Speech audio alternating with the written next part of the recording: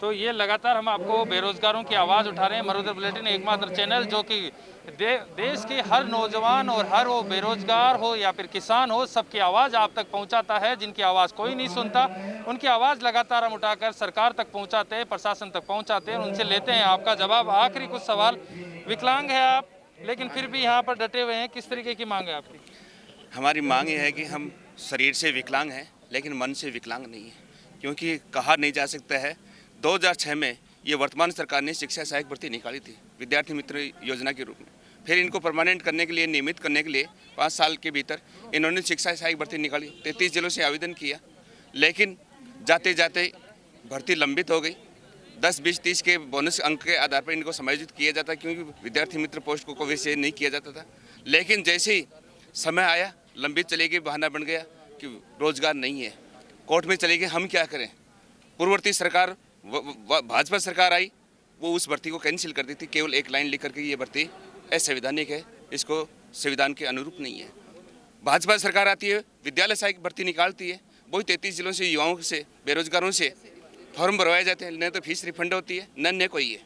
फिर वर्तमान सरकार आ जाती है, उस भर्ती को भी कैंसिल कर देती है।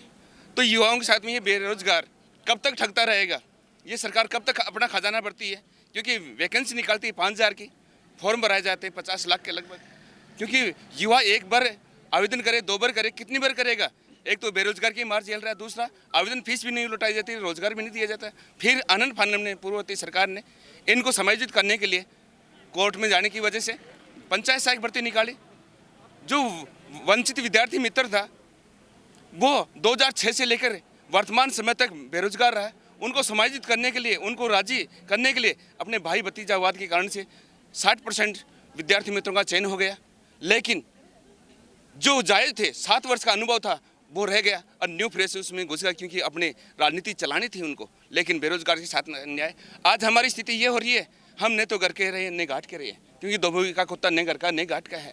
आज हमारे खाने के लिए आने में पड़ रहे हैं, लाले पड़ रहे हैं। हम किस प्रकार से अपने परिवार का भरण पोषण कर सकते हैं? क्या आशा कर सकते हैं इस सरकार से? कि वर्तमान सरकार भी है, 2 बार शासन कर लिया है, पूर्ववर्ती सरकार ने 2 शासन कर लिया। क्योंकि युवाओं के साथ में कब तक खिलवाड़ करते रहेंगे? क्यों नहीं एक ऐसा सिस्टम बनाया जाए? इनको जब तक संविदा कर्मी कार्य कर रहे थे तब तक संविदा कर्मी थे, लेकिन आज हट गए, घर बैठे हैं, तो उनको न तो संविदा कर्मी मान रहे हैं, न नियमित की घोषणा कर रहे हैं। क्योंकि इनको कम से कम जब तक संविदा कर्मी की भर्ती नियमित करने की प्रक्रिया नहीं हो, जब तक अस्थायी कम से कम रोजगार तो दिया जा सके, कम से कम उनका खर्चा तो चल सके ना।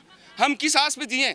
या तो हम यही कहना चाहते हैं, या तो सरकार हमारे को रोजगार दो, नियमितीकरण करें, हमारे को अपने 5000 की नौकरी क्यों नहीं दी जाए?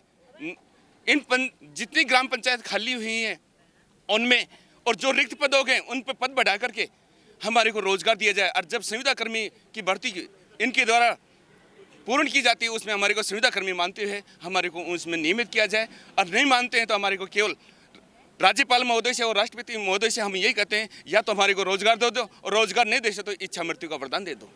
हम स्वैच्छिक इच्छा मृत्यु का वरदान लेना चाहते हैं, क्योंकि इस आर्थिक तंगहाली से, इस बदहाली से हम बिल्कुल असक्त हो गए हैं, क्योंकि अब सहन करने की योग्य क्षमता नहीं रही है। या तो हमारे को रोजगार दो, रोजगार नहीं तो इच्छा मृत्यु तो हम ले ही सकते हैं ना।